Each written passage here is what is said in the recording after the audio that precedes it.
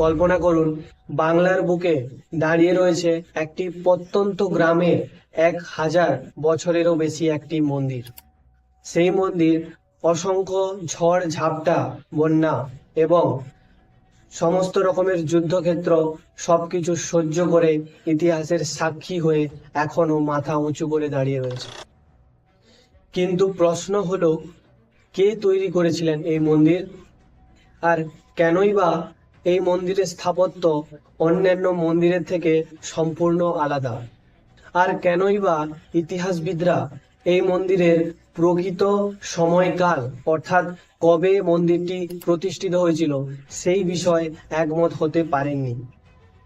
তো বন্ধুরা, আজকে আমি আপনাদের জানাবো সেই বাঁকুড়া জেলার বহুলাল গ্রামের সেই সদ্দেশ্য মন্দিরের কথা, সেই সদ্দেশ্য মন্দিরের অজানা ইতিহাস এবং অজানা কিছু তথ্য। তো চলো বন্ধুরা, দেরি না করে ভিডিওটি শুরু করা যাক, এবং যারা যারা নতুন দেখছো তারা অবশ্যই চ্যানেলটি সাবস্ক্রাইব করে রাখবেন, যাতে এরকম ধরনের গল্প এবং কিছু রহস্যময় রোমাঞ্চকর তথ্য পাওয়ার জন্য। তো অবশ্যই সবাই সাবস্ক্রাইব করে নেবে চ্যানেলটি। তো চলো আজকের ভিডিওটি শুরু করা যাক। পশ্চিমবঙ্গের বাঁকুড়া জেলা বহু প্রাচীন এবং ঐতিহ্য স্থাপত্যের জন্য খুবই বিখ্যাত। এই জেলার ওন্দা ব্লকের অন্তর্গত বহুলাল নামে একটি ছোট্ট গ্রামে এই সদ্দেশ্বর মন্দিরটি অবস্থান করেছে। চারপাশে সবুজ প্রকৃতি এবং গ্রামীণ পরিবেশ এবং শান্ত পরিবেশের মধ্যে হঠাৎই চোখে পড়ে এক ইটের তৈরি প্রাচীন স্থাপত্য। প্রথম দর্শনেই মনে হতে পারে যেন আমরা দরজা খুলে পৌঁছে গেছি 1000 বছরেরও পুরনো ইতিহাসের মাঝে। স্থানীয় মানুষের কাছে এটি কেবলমাত্র শুধু একটি মন্দির নয়, এটি ছিল একটি প্রাচীন স্থাপত্য এবং সাধারণ মানুষের কাছে একটি জীবন্ত সাক্ষী। তাহলে কবে নির্মিত হয়েছিল এই মন্দির? সদ্দেশ্য মন্দিরের একটি বড় রহস্য হলো এর প্রকৃত কাল। বিভিন্ন ইতিহাসবিদদের মতে এই মন্দিরের নির্মাণ কার্য শুরু হয়েছিল নবম দশক থেকে একাদশ দশক পর্যন্ত, অর্থাৎ আজ থেকে প্রায় 1000 বছর আগে। কিন্তু আশ্চর্যের বিষয় হলো এই মন্দিরের গায়ে কোনো রকম কোনো শিলালিপি পাওয়া যায়নি। এই কারণে বৈজ্ঞানিকদের মতে এখনো পর্যন্ত এই মন্দিরের সঠিক সাল বা সঠিক নির্ণয়ের কিন্তু সাল এখনো পর্যন্ত পাওয়া যায়নি। কিছু ঐতিহাসিকদের মতে এই মন্দিরের সূচনা হয়েছিল পাল বংশের সময়কাল থেকে। কিছু গবেষণার মতে এই পাল রাজবংশের সূচনাকালে শুরু হয়েছিল এই মন্দির নির্মাণ কার্য, অর্থাৎ যখন পাল বংশ রাজত্ব করেছিল ঠিক সেই সময় এই মন্দিরটি নির্মাণ কার্য চালানো হয়। আবার অন্যদের মতে এখানে সেন যুগের প্রভাবও লক্ষ্য করা যায়। আবার অন্যান্যরা মনে করেন সেন বংশ যখন রাজত্ব করেছিল তখন এই মন্দিরটি তৈরি করা হয়েছিল। ফলে ইতিহাসের পাতায় আজ রয়ে গেছে এই মন্দিরের অজানা কিছু তথ্য। কে তৈরি করেছিল এই মন্দির?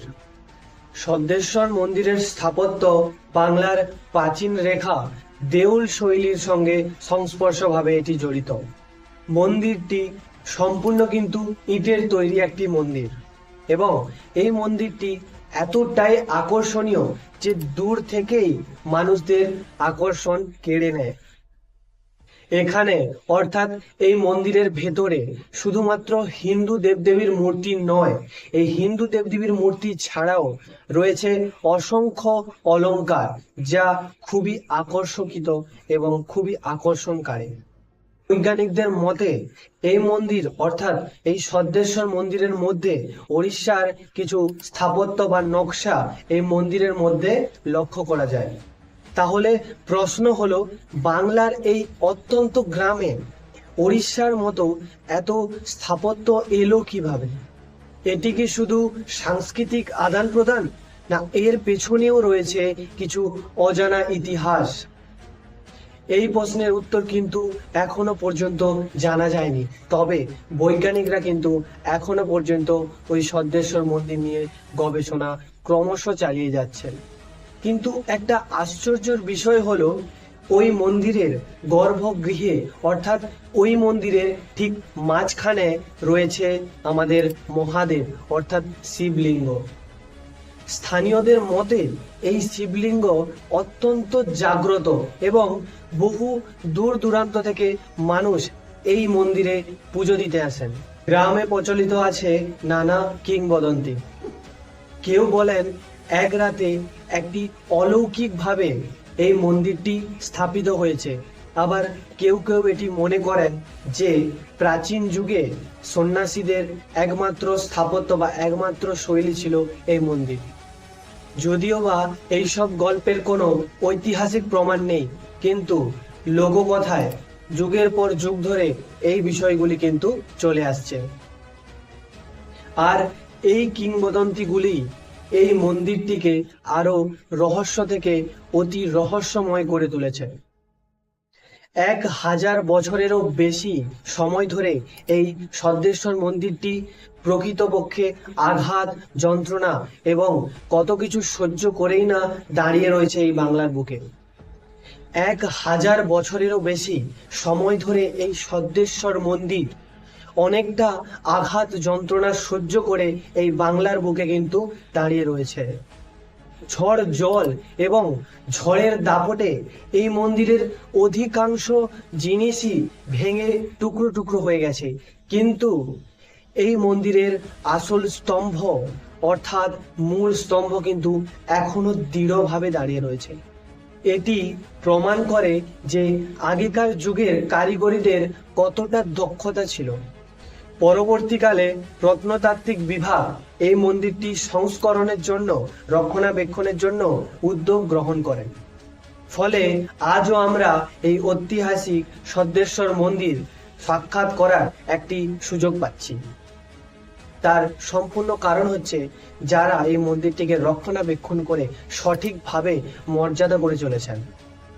সদ্দেশ্বর মন্দির শুধু কেবলমাত্র একটি মন্দির নয়, এই মন্দিরটি বাংলার প্রাচীন ইতিহাস এবং ঐতিহ্যের একটি বড় প্রতীক। আজও এই সদ্দেশ্বর মন্দিরের নির্মাণকাল এবং নির্মাণকর্তা এবং নির্মাণের সময় এখনো পর্যন্ত সঠিকভাবে কিন্তু জানা যায়নি। এখনো পর্যন্ত বৈজ্ঞানিকরা গবেষণা ক্রমশ চালিয়ে যাচ্ছে, কিন্তু এখনো পর্যন্ত সঠিক তথ্য কিন্তু উঠে আসেনি। হয়তো ভবিষ্যতের কিছু গবেষণা এই লুকানো ইতিহাসের তথ্যের কিছু উত্তর হয়তো খুঁজে দেবে, কিন্তু ততদিন এই বহুলাল জেলার বা বহুলাল গ্রামের, অত্যন্ত ছোট গ্রামের এই সদ্দেশ্বর মন্দিরটি আমাদের বাংলার বুকে দাঁড়িয়ে থাকবে একটি জীবন্ত সাক্ষী হয়ে। যদি কোনোদিন আপনাদের বাঁকুড়া যাওয়ার সুযোগ হয় তবে অবশ্যই গিয়ে ঘুরে আসবেন সদ্দেশ্বর মন্দিরটিকে। এটি বহুলাল গ্রামের মধ্যে রয়েছে, কেউ কিন্তু একদম মিস করবেন না। ফলে হয়তো আপনিও অনুভব করতে পারবেন সেই 1000 বছরের পুরনো ইতিহাস। ধন্যবাদ।